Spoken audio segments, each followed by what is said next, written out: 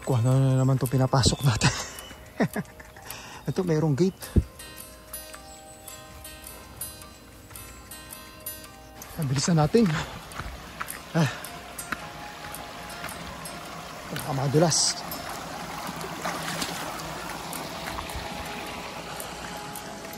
Layo nang iniwan ng bike ko.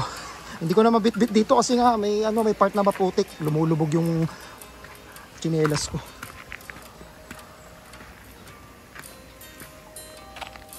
Oops.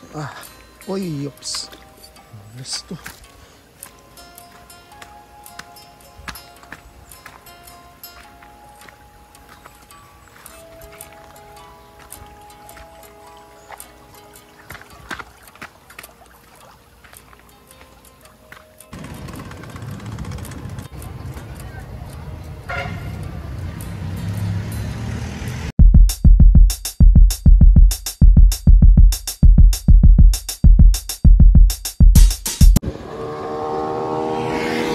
Time check, alas 6 ng umaga. Nandito ngayon ako sa may barangay Punta 1, Tansa and 13 Martires Road sa may Cavite.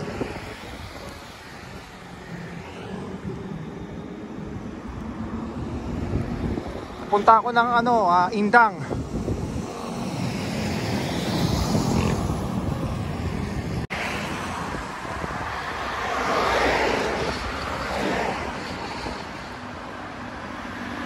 Welcome, 13 Martires.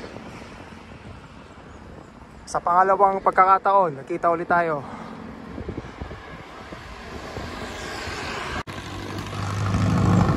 Nasa Barangay Luciano nga pala ako, 13 Martires, Cavite. Ano rin dito banayad na ahon. Dire-diretso lang, papuntang Indang.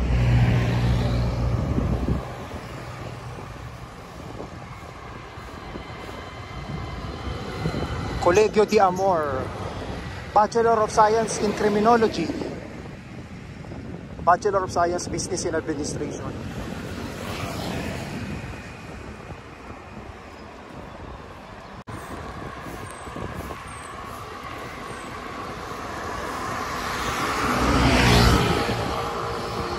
Ako sanay din ako ng solo ride sa Las Piñas kasi wala mga group. Ngayon, yung iba, niyayaya ako kasi parang nag-vlog ako, mga taga Mandaluyong, sabi niya, Master, sama ka sa amin, gano'n-gano'n. Minsan nahihiya ako. Kasi sila taga Mandaluyong, taga Pasig.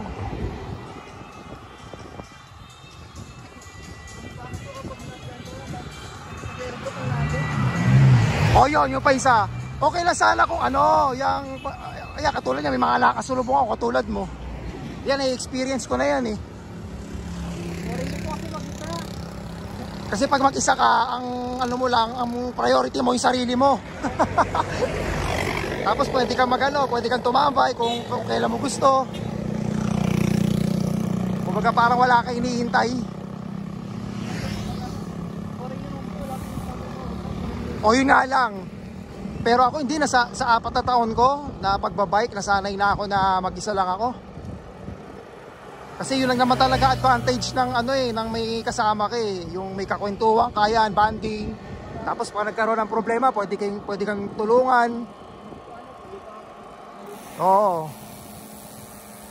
Pero pag solo ka, yun naman ang advantage. Wala kang pwede kang tumambay kahit anong oras mo tumambay, wala kang inaantay. Yung hindi kayo magkakapaan.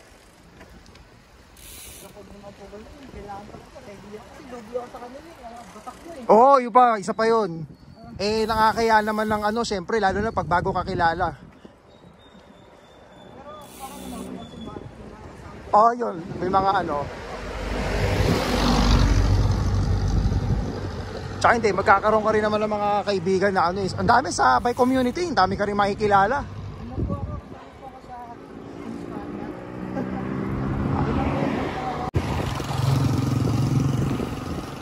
Ayan, naghiwalay na kami ni si Rojan, kasama ko.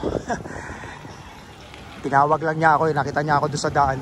Papunta siya ng Tagaytay Naghiwalay kami dun sa may ano, sa may kanto kasi kumanan ako eh. Ako, paano pala to? Pababa.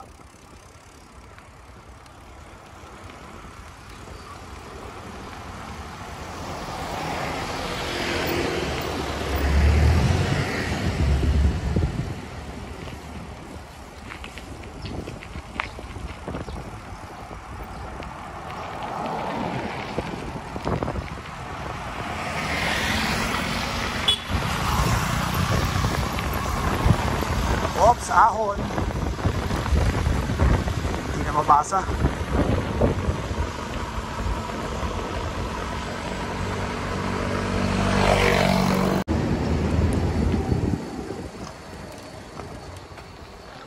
Ito na yata yun eh.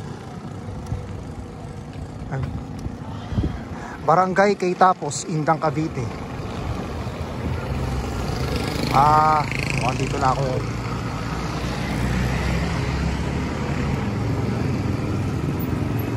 Mukhang baliktad ah. Doon ako sa may dito yata ang daan. Ayun doon oh.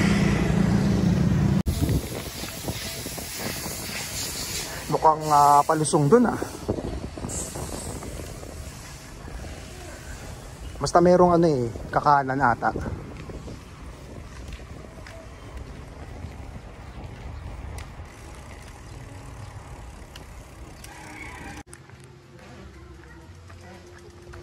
Pababa rito.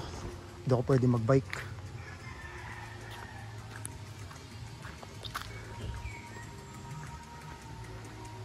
Ay, hindi pa ano, madulas.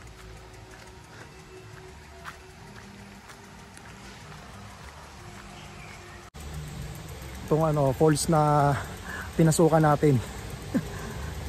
Panibagong ano naman to, adventure na naman.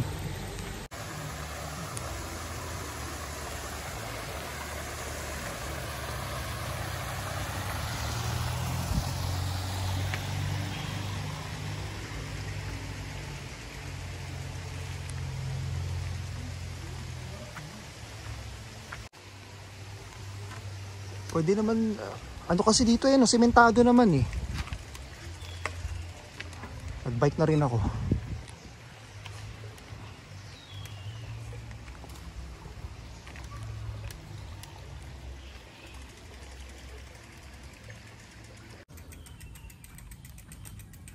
Andito ako sa may ano eh, Queztapos Falls. Parang gano'n talaga to. Papasukin ko ba to? Ayun, merong pataas doon.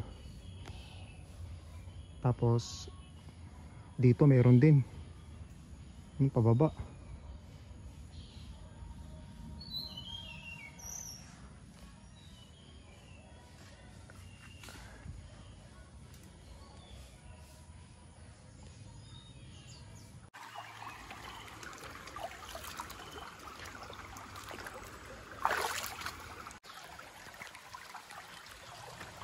Siguro maglalakad na lang ako. Iwan ko muna yung saglit yung bike. Maputi kasi doon sa kabila eh. Ayan, sana wag ako madulas. Silipin ko lang yung ano.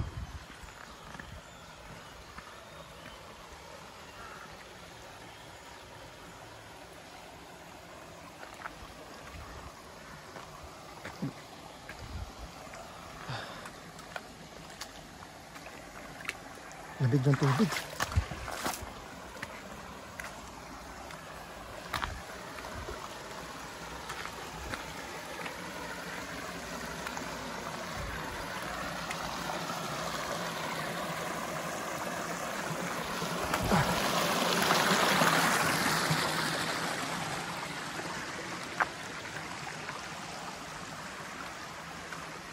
Parang hindi ko alam kung ano dulo nun eh. Wag na, mahirapan yung bike ko. Ayun yung bike ko, iniwan ko lang dun oh. Ayun, ang layo na oh. Hindi ko na siya kayang bitbitin dahil aakyat pa ako.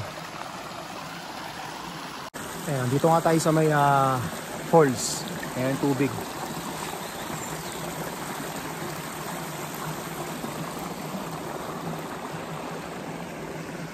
Ikutin natin yung paligid.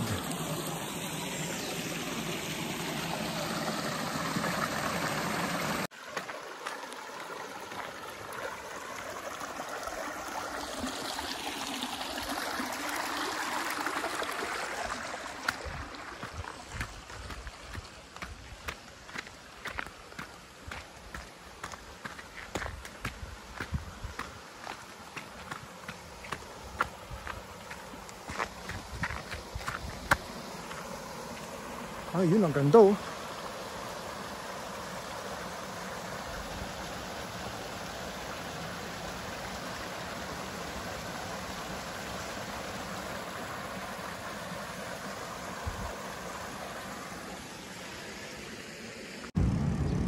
Ito, Philippine Long Distance Telephone Company. Ayun to. Okay na ako dun sa ano, sa falls.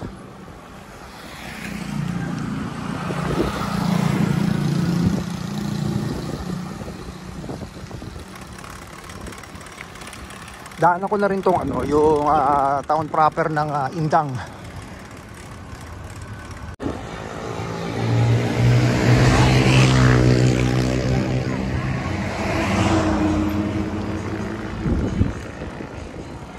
Ito, Cavite State University.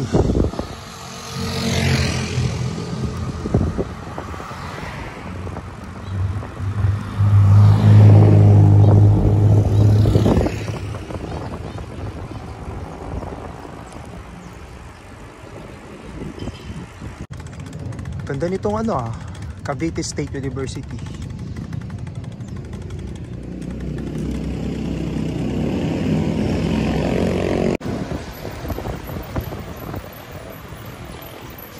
Palusong.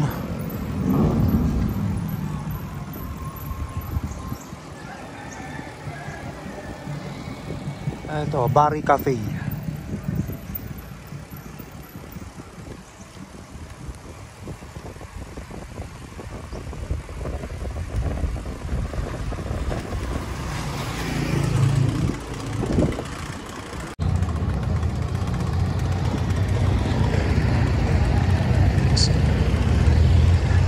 Ay, City Town. Ay, ito yung simbahan.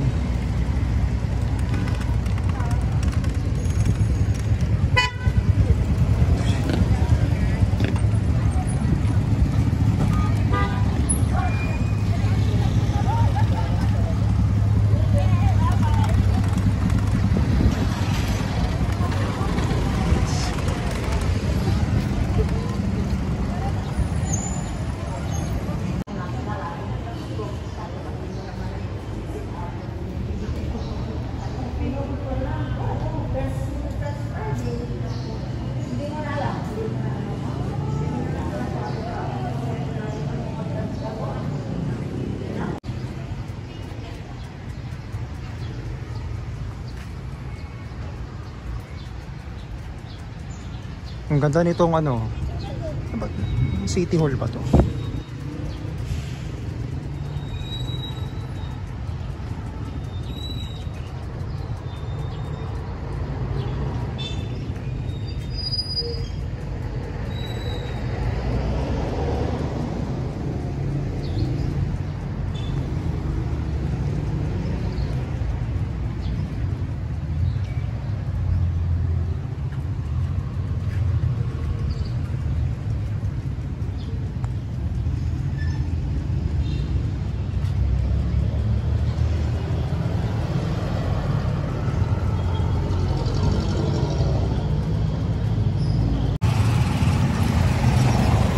Daanan natin yung ano, yung Municipality Hall.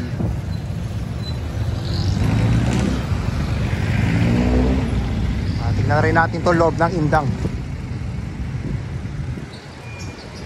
Ayan pala, may mga ano rito.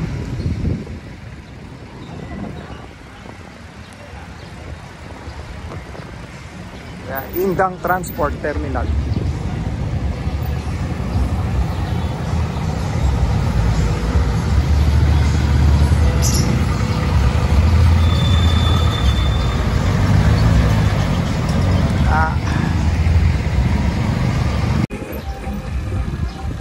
Kakalan tayo dito sa may Petron kasi nga puro one way.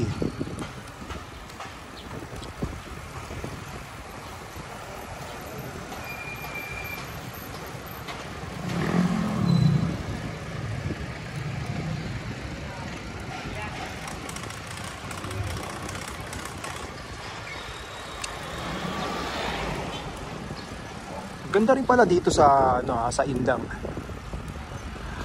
Puro ano, mapuno.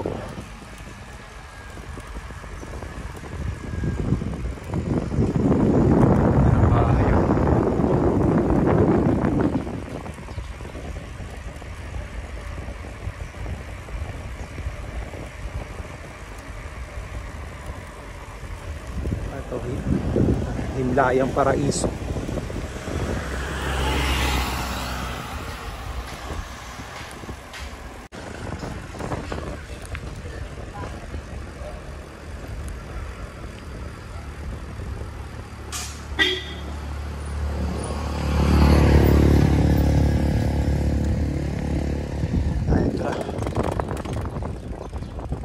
Pamahalaan, bayan ng Ingang.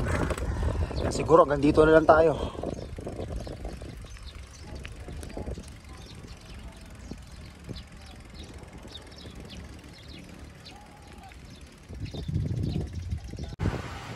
Pauwi na rin ako.